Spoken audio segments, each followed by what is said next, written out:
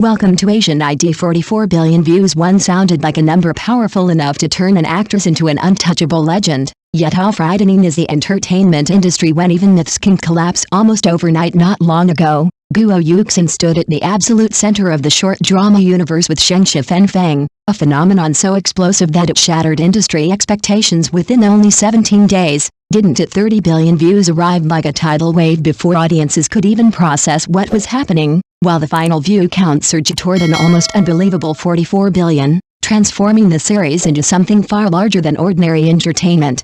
Wasn't that the moment many believed a new short drama queen had officially been crowned? The platform profits climbed into the millions, social media flooded with praise, calling it the ceiling of electronic comfort food, and suddenly Guo Yuxin's face became synonymous with success itself. But perhaps that overwhelming triumph also planted the seeds of today's backlash, didn't it? Because the higher an actor rises through public obsession, the harsher the audience becomes the moment disappointment appears. Isn't that always the hidden rule of fame now? As her latest drama struggle to ignite the same level of excitement, the contrast feels almost brutal in its suddenness, because what once looked like unstoppable dominance has begun revealing dangerous cracks beneath the surface. Hasn't this time? Viewers are no longer discussing emotional resonance or unforgettable performances first, but instead arguing about repetitive romance formulas, excessive kissing scenes, and stories increasingly drowning inside industrialized sweetness lacking genuine emotional depth. And isn't that shifting conversation itself already a warning? And more concerning still is the sharp decline in audience retention rates across several follow-up projects, with some reports claiming second-day viewer retention dropped nearly 40% compared to her earlier breakout works. And in today's ruthless short drama market, isn't audience retention often far more revealing than raw click numbers? After all,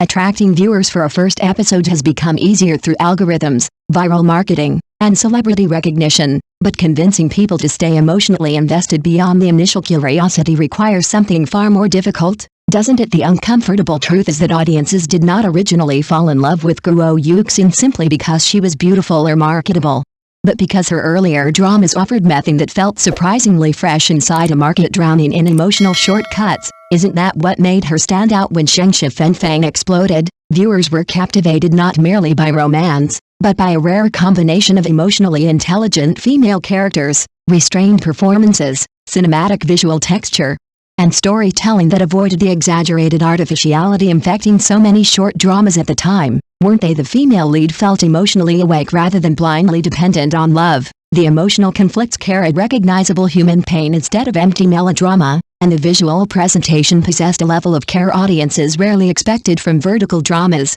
which explains why the series felt like a breakthrough rather than just another temporary hit, wasn't it? But success in entertainment creates its own dangerous trap, because once audiences experience freshness from an actor or genre, they immediately begin demanding evolution rather than repetition, don't they? That is where many short drama productions stumble hardest.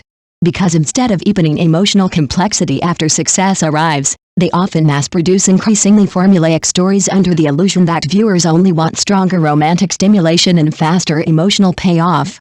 Isn't that exactly what seems to be happening here? The problem with industrial sugar storytelling is not romance itself, but emotional emptiness disguised as intensity, because audiences today can instantly sense when intimacy exists only to generate clips, trending moments, and algorithmic traffic rather than genuine character development. Can't they? Repeated kissing scenes alone no longer impress viewers who have already consumed endless variations of the same fantasy, because what modern audiences crave increasingly is not exaggerated affection, but emotional authenticity capable of making relationships feel earned, believable, and emotionally risky. Isn't that the deeper shift happening across the industry? Perhaps that explains why viewers who once passionately defended Guo Yuxin are now echoing more critical, because disappointment only becomes intense when expectations were once extraordinarily high.